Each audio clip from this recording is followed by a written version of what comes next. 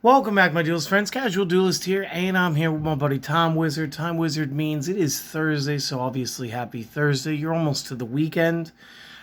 Today, we've got the first of our Joey-Pegasus format deck lists for you. And since the format features structure decks, well, starter decks, we will be covering 3 times builds before we go into anything else. So today, we've decided Joey's first on the list, so we're going to build a Joey-themed deck. Now, a couple things that were important about his starter deck. This would be the first common printing of polymerization. So for me and some other players, this was our first time to get to use polymerization and get to actually play fusion monsters. Again, the deck didn't come with very good ones. We got the iconic Flame Swordsman, and of course the Thousand Dragon. But that was about it. We would be able to mix the red eyes in this deck with our Summon Skulls from the Yugi deck to play the tin version of Black Skull Dragon, for those of us who didn't buy a lot of Metal Raiders. And this would be a fun deck to play. The unfortunate part is so many good cards were released in sets that this deck would be relegated to being a casual deck even in that time period. And it's just because, like, the Power 9 is running around. Like, you got Sinister Serpent, you got Duster, Heavy Storm, Confiscation, Delinquent Duo, Forceful Sentry, Snatch, Steal, Monster Reborn, Geki. I think I already said Duster. It's just all the things. So, take this for what it is. This is a 3 times Joey deck back in 2003. So to start it off, it's a 41 card deck. We will run 3 copies of the 7-colored fish. Again, this was another great way to get common copies of this and really bolster your 1800 lineups. Next, and was actually a really good pick for your deck, would be 3 copies of Gearfried the Iron Knight. Now, you will notice I'm using 2 copies of the Chibi. This is because my wife, Celestial, just keeps pulling the darn guy. Now, she didn't manage to get another one on her Tuesday video this week. However, just in case you guys didn't get to see her openings, she did pull a Dark Paladin, which is pretty fierce looking. Again, I'm a little off put by just how large his head is, but it is fine. It's still Dark Paladin. It's a great card. But yeah, you would play 3 Gearfried, and the big benefit here is while you maybe couldn't use Premature Burial, your opponent couldn't take it with Snatch Steal. So again, that was very important. Again, destroys any equipment that gets attached to him. We're going to be running 3 copies of Harpy's Brother because he wasn't renamed Sky Scout yet.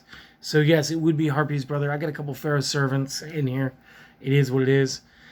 For some tech stuff, we're going to go ahead and use 2 copies of the Mage of Faith. Comes in the deck.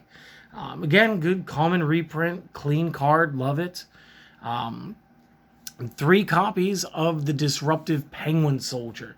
And 2 of these are actually from my starter deck Joey's back from 2003. Again, I play them out of memory from playing back then. Love this guy. When it flips, you bounce 2 monster cards. It's up to 2 monster cards you get to pick. There were some instances where you would bounce your own stuff. Not as often in that format. That's more of a later thing. And then last but not least, 2 of his Ace Monster, 2 copies of the Red Eyes Black Dragon. Now, these are also SDJs. I do have an LOB, but this was how I first obtained my Red Eyes. And then I would pull the LOB later because my card shop just had some random LOB packs laying around. So I bought them and got super lucky. Should have got the guy graded back then, but hey, live and learn. Not too much use for the powerhouse in this deck. Again, just being what it is, it's a structure, starter deck. And again, it gave us a good, decent power base. 3 1800 point cards, a handful of tech flips, and a decent outlet for tributing. Moving to spells, the deck did give us Change of Heart. It did give us Dark Hole, a couple of very good one-ofs at the time. 3 copies of Fissures, since we're using 3 copies of the deck. Which is, again, just spectacular. Something that really helped back then was 3 copies of Giant Trunade. Now, I can explain that Giant Trunade just returns all spell traps to the field, or I can tell you that since the Pegasus deck is also going to be released alongside of this, you're going to see a rise in relinquished players, as it's now much easier to get your hands on relinquished, which means if you're playing against it and relinquished happens to vacuum up one of your cards, Giant Trunade doesn't just disarm the relinquished, it returns your monster to your hand.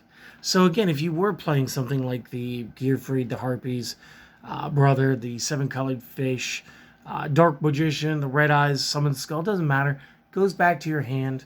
So again, seeing the Giant Trunade in this starter deck, obviously we had to ramp it up to 3, because they, at this point, had not touched Trunade yet with the ban list. Next up, 2 copies Malevolent Nuzzler. Had to flip a card around today, guys. Did not know that I only had the 1 copy, which is fine. It's a card I haven't used since around this time period. We have had much better equipment cards released since. But in the early game, this was a card that would give you 700 attack. And if it is sent from the field to the graveyard, you pay 500 life points to stack it back on the top of your deck. So again, you would lose a draw, but you would be guaranteed that bit of power back. Which again, could be very helpful, could change the game. Other good cards, you were given 1 copy of Monster Reborn and 2 copies of Scapegoats. And again, I'm flexing SDJs out here today. This is an original SDJ Scapegoat. Actually, this might be sort of a reprint because it actually does say Spell on it, but it's not where it's SDJ-EN. So not 100% sure on the timing for that. Does say Spell instead of Magic card. Again, we went sparingly. This wasn't limited yet. And I don't think it gets limited to like Fiber or Goat format. But when this is activated, you don't get to summon any cards during the turn, but you can set. You get to place 4 sheep tokens, 0/0 or Earth Beasts, 1 stars, on your side in defense. They cannot be used for the Tribute of Tribute summons. They're good in other decks. We don't have a sack outlet. This is basically because we don't have access to like Mirror Force or Magic Cylinder, where you really need to stop an attack. So we're going to use these guys as bodies. They're not going to do us anything else. Panther Warrior wasn't released for years after this starter deck. So we didn't get like the full abilities of like Scapegoats quite yet. But it's out here. We're priming it. It's good. Moving to traps, however, we are going to use 3 copies Just Desserts. Just Desserts is very good and very effective in this time period. Just punish your opponent for having monsters. You take 500 points. Your opponent would take 500 points per monster they control at the time.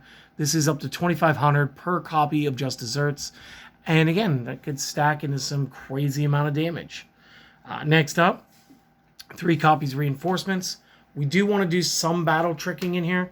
And Reinforcements is going to do that for us. Obviously, this is inferior because, again, if you're looking at what cards are available as opposed to which cards were in the starter deck, obviously Rush Recklessly outclasses this. It's still spell speed 2, but it's a spell, which means we can activate it at any point during our turn as long as we have a field zone available to take the spell card. So we're able to battle trick it during our own turn. And it's a 700 bonus, not a 500 point bonus. But again, this is a structure deck, starter deck 3 times build. So you would use what you have available to you, even though there were better options in the time period. Next up, 3 7 Tools of the Bandit. You got to understand that your opponents are going to make you slog through the back row. So if you were getting into Yu-Gi-Oh! And this is where your $30 was going to be spent at the time, 7 Tools of the Bandit is actually going to go quite a long way for you in the short-term game until you get better cards.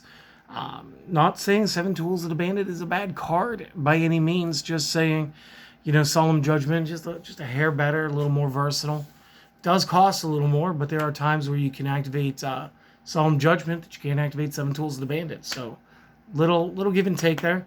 But again, this will stop your opponent from defending with things like Wabaku. It's cheaper than taking a Magic Cylinder at times. It's definitely more cost-effective than running into a Mirror Force. 7 Tools of the Bandit for the win. Last card, and again, we're going to play triplicate, so this is going to push us to 41 cards. Trap Hole. Again, cannot get enough of Trap Hole in the early game of Yu-Gi-Oh! Trap Hole is an amazing thing, and stays an amazing thing through to, like, Synchro era. When your opponent normal or flip summons a monster with 1,000 points or more, just simply destroy the monster card. Again, this is usually enough to get your opponent to like end their turn. Yes, Jinzo exists, but hey, that's why we got Fishers. Yeah, Relinquished exists, but that's why we got True Nades. This deck still has answers for everything, and it very much embodies the spirit of Joey at the time period, because while Joey was never the best duelist in the show, Joey always had some tricks. He always had one more play that he was capable of, and with a little bit of luck, you can really turn things around with something like this. So that's about all I got for you today. Hopefully you guys have enjoyed this little slice of nostalgia. If you have enjoyed it, consider supporting the channel with a like, comment, sub. And just go out and have a wonderful day, okay? Be kind to others, be kind to yourself, and we hope to see you guys on the next video. Later.